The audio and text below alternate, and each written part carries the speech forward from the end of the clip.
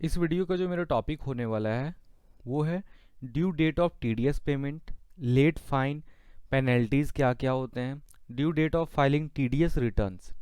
यहाँ पे तीनों को हम लोग अलग अलग टॉपिक में अभी हम लोग एक एक करके डिटेल में डिस्कस करेंगे। चलिए सबसे पहले देखते हैं हम लोग कि ड्यू डेट क्या होता है टीडीएस पेमेंट का। अगर हम लोग पूरा मंथ में टीडीएस पेमेंट डिडक्ट किए हैं किसी का, तो उसको हम लोग को गवर्नमेंट को डिपॉजिट कब करवाना है, तो उसका जो डिटेल होता है, वो जो पेमेंट होता है वो कब करना है। तो देखिए, due date of TDS payment हर मंथ में, जैसे सपोज करिए कि अगर आप अप्रैल में किए हैं तो उसका जो ड्यू डेट होगा वो 7th ऑफ मई होगा, है ना। हर मंथ का जो एक्सीडिंग है ना, जो नेक्स्ट मंथ होगा उसका 7th डे, है ना। अगर सपोज करिए कि मई में अगर आप टीडीएस डिडक्ट किए हैं किसी का, तो आपको डिपॉजिट करवाना है, ड्यू डेट क्या है 7 तक आपको करवा देना है। उसी तरह हर मंथ का 7 तक है। तो उसी तरह सिमिलर होता है डेट, और कहाँ पे ज़्यादा मिलता है तो आपको मार्च मंथ में ज़्यादा मिलता है। अगर आप मार्च में पूरा टीडीएस डिडक्ट किए हैं तो उसका डिपॉजिट करवाने का जो डेट होता है वो 30 अप्रैल होता है ना। बाद बाकी सबका ड्यू डेट सेम होता है 7th ऑफ एक्सीडिंग मंथ, जो नेक्स्ट मंथ होगा उसका 7th डे, है ना, लास्ट डेट होता है वो। अब सपोज करिए कि अगर कोई इंसान अप्रैल में पूरा डिडक्शन किया लेकिन वो 7th ऑफ मई तक नहीं डिपॉजिट करवाया, तो गवर्नमेंट उस पर क्या पेनल्टी या तो फिर क्या लगाता है, तो उस पर गवर्नमेंट बोलता है कि हम 18% पर एनम के अनुसार से क्या करता है, वो इंटरेस्ट लगाता है उस पर। अब कैसे लगाता है, तो क्या करता है, अब पर एनम तो 1 मंथ का कितना हो गया 1.5%, है ना, 1.5%। अब क्या होता है कि सपोज करिए कोई है जो अप्रैल में डिडक्ट किया, अप्रैल में डिडक्ट किया, उसको डिपॉजिट करवाना था, लास्ट डेट था 7th ऑफ मई, लेकिन वो डिपॉजिट नहीं करवा पाया। अब उसके साथ क्या होगा, अब उसको ना विद इंटरेस्ट अमाउंट जो डिडक्टेड टीडीएस था वो उसको विद इंटरेस्ट डिपॉजिट करवाना पड़ेगा। अब इंटरेस्ट कितना लगेगा, अब सपोज करिए अगर कोई अप्रैल का है और अप्रैल में ड्यू डेट क्या था 7th ऑफ मई, अब वो बंदा जो है वो 8th मई को डिपॉजिट करवाता है। सोचिए एक दिन लेट किया, उसके वजह से पता है उसको कितना परसेंट इंटरेस्ट देना पड़ेगा, 3%। 3% इन द सेंस कि पूरा अप्रैल का भी लगेगा और पूरा मई का लगेगा। तो अप्रैल और मई 2 मंथ्स का उसको इंटरेस्ट देना पड़ जाएगा, मतलब 1.5%, 1.5%, 3% उसको पूरा इंटरेस्ट देना पड़ जाएगा। एग्जाम्पल के साथ समझते हैं, ज़्यादा समझ में आएगा।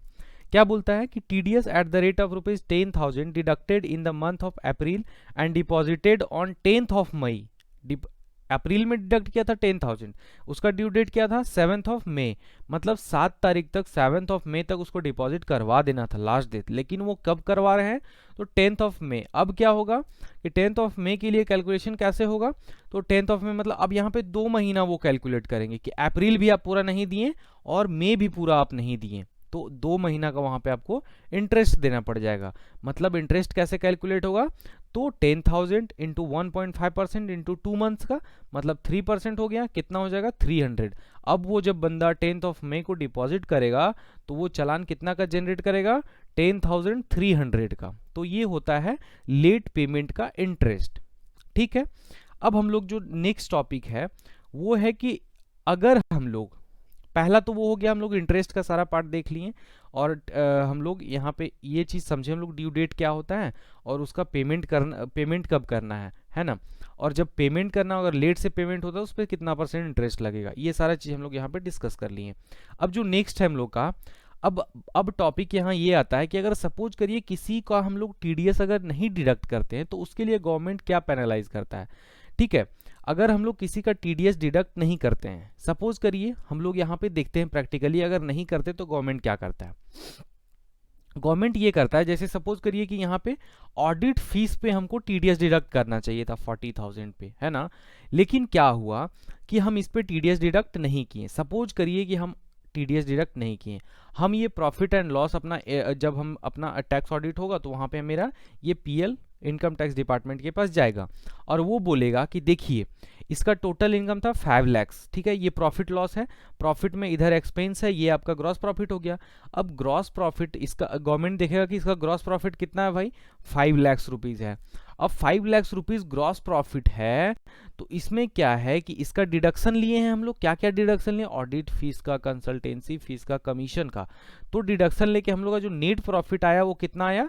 3,55,000। अब सपोज करिए कि हम अगर टीडीएस बनता था, टीडीएस ऑडिट फीस पे भी बनता था, कंसल्टेंसी पे, इस पे भी हम अपने मन से एसेस किए इसको, और असेसमेंट करके हम 30% टैक्स जो भी होता था 1,06,500 गवर्नमेंट को डिपॉजिट करवा दिए। अब जब गवर्नमेंट इस बुक्स को देखेगा, इस प्रॉफिट एंड लॉस को देखेगा, तो वो मैच करवाएगा। क्या मैच करेगा? कि ये जो बंदा है, जो सामने वाला बंदा है, वो क्या ऑडिट फीस पे टीडीएस डिडक्ट किया है या नहीं किया है। अगर किया है तो ठीक है, अगर नहीं किया है तो ये पूरा का पूरा वो क्या करेगा? डिसअलाउ कर देगा। डिसअलाउ कर देगा इसका मतलब क्या होगा? डिसअलाउ कर देगा इसका मतलब ये हुआ कि ये जो मेरा प्रॉफिट में 40,000 लेस हुआ था, अब ये क्या हो जाएगा? 40,000 बढ़ जाएगा। मेरा प्रॉफिट क्या हो जाएगा? बढ़ जाएगा। अगर एक्सपेंस कम होगा तो मेरा प्रॉफिट बढ़ जाएगा। अब प्रॉफिट बढ़ जाएगा तो उस पर टैक्स देना पड़ जाएगा, है ना। तो सोचिए, इतना बड़ा पेनलाइज करता है इनकम टैक्स डिपार्टमेंट अगर आप टीडीएस नहीं काटे हैं, अगर आप डिडक्ट नहीं किए हैं, तो ये करता है ना। अब तो इस पे क्या करते हैं हम लोग, देख लें कि पेनल्टीज क्या है। ऑडिट फीस अगर नहीं है तो उसको डायरेक्ट क्या करेगा? वो डिसअलाउ कर देगा, है ना। अगर उस पर आप टीडीएस डिडक्ट किए हैं तो उसको अलाउड रखेगा, अन्यथा उसको क्या करेगा? अदरवाइज उसको डिसअलाउ कर देगा। डिसअलाउ कर देगा तो मेरा प्रॉफिट एक्सेस हो जाएगा। प्रॉफिट एक्सेस हो जाएगा तो उस पर 30% टैक्स देना पड़ जाएगा। तो टैक्स अमाउंट जो है वो एक्सेस हो जाएगा। उसमें गवर्नमेंट क्या करेगा? हमको डिमांड रेज कर देगा। तो ये था दूसरा पेनल्टी। तीसरा अब हम लोग पॉइंट पे देखते हैं हम लोग कि इसका ड्यू डेट्स क्या होता है। Due dates of filing TDS returns, है ना। अब लेट सपोज कि हम लोग जैसे जीएसटी में मंथली रिटर्न जाता है, क्वार्टरली भी रिटर्न जाता है, तो यहाँ पे क्या है ना, यहाँ पे क्वार्टरली रिटर्न जाता है। टीडीएस का जो रिटर्न जाता है वो क्वार्टरली जाता है। क्वार्टरली इन द सेंस कि 1 ईयर में हम लोग का 4th क्वार्टर होता है ना, टोटल 4 नंबर ऑफ क्वार्टर्स होते हैं। फर्स्ट क्वार्टर कब से स्टार्ट होता है?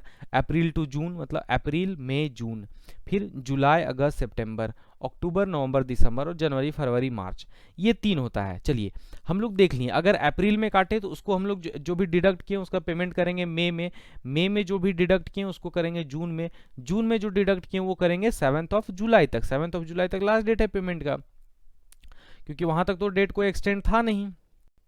अब क्या होगा? अब देखिए इसका रिटर्न अब क्या डाले हम लोग। तो 3 मंथ का जो भी था सबका डिडक्ट किए और गवर्नमेंट को डिपॉजिट करा दिए चालान के थ्रू, है ना, ITNS 281 के। लेकिन वहां पे हम लोग ना जो जिसका इसका डिडक्ट किए उसको क्रेडिट कैसे मिलेगा, उसके पैन पे कैसे रिफ्लेक्ट करेगा? तो उसके लिए हम लोग को रिटर्न डालना पड़ता है। अब रिटर्न में क्या है कि हम लोग को एक्सप्लेनेशन देना पड़ता है। अगर हम 10,000 टीडीएस डिडक्ट किए हैं तो उसमें इस इंसान का इतना है, इस इंसान का इतना है, इस इंसान का इतना है, तो वो टोटल जो एक्सप्लेनेशन होता है वो हम लोग को रिटर्न के थ्रू वहाँ पे गवर्नमेंट को सबमिट करना होता है ना। तो उसके लिए उसका ड्यू डेट्स क्या होता है? तो उसका ड्यू डेट्स यहाँ पे देखिए कि फर्स्ट क्वार्टर का जो होता है वो नेक्स्ट मंथ होता है 31 जुलाई, है ना। अप्रैल टू जून का जो ड्यू डेट्स होता है वो बेसिकली होता है 31 जुलाई। जुलाई से सितंबर का जो होता है वो 31 अक्टूबर होता है। अक्टूबर से दिसंबर का होता है जो 31 जनवरी। मतलब हर मंथ का, हर क्वार्टर का एक महीना एक्स्ट्रा मिल रहा है ना, इस मंथ के बीच में आपको रिटर्न डाल देना। ऐसा नहीं कि 31 जनवरी को ही डालना है, ऐसा बिल्कुल भी नहीं है। आप उसको 20 जनवरी को भी डाल सकते हैं, 21 जनवरी को भी डाल सकते हैं, है ना। लेकिन अब 4th क्वार्टर में क्या है, हम लोग के पास 1 मंथ का एक्स्ट्रा टाइम मिल जाता है। क्योंकि देखिए जनवरी फरवरी मार्च, ये 3 मंथ का हम लोग का रिटर्न जाना चाहिए था 30 ऑफ अप्रैल, लेकिन हम लोग का तो पेमेंट डेट ही 30 अप्रैल तक रखा है ना। 30 अप्रैल तक क्या किया है? पेमेंट डेट ही रखा है। तो हम लोग को 1 मंथ यहाँ पे एक्स्ट्रा दे देता है, क्योंकि पूरा बुक्स रिकन्सिलेशन करना होता है, किसका छूटा है नहीं है, सारा का जो टीडीएस डिडक्ट करना है वो Q4 में ही होता है ना। मतलब इन द मंथ ऑफ मार्च होता है। मार्च जो है ईयर एंड है, तो इसलिए हम लोग को उस पर थोड़ा सा फोकस करने के लिए वहाँ पे टाइम देता है। तो ये हो जाता है total due dates of filing returns, है ना, टीडीएस का रिटर्न।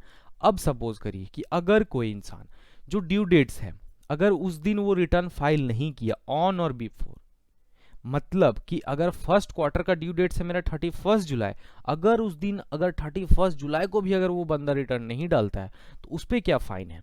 तो उस पर 1 दिन का 200 रुपीज फाइन है।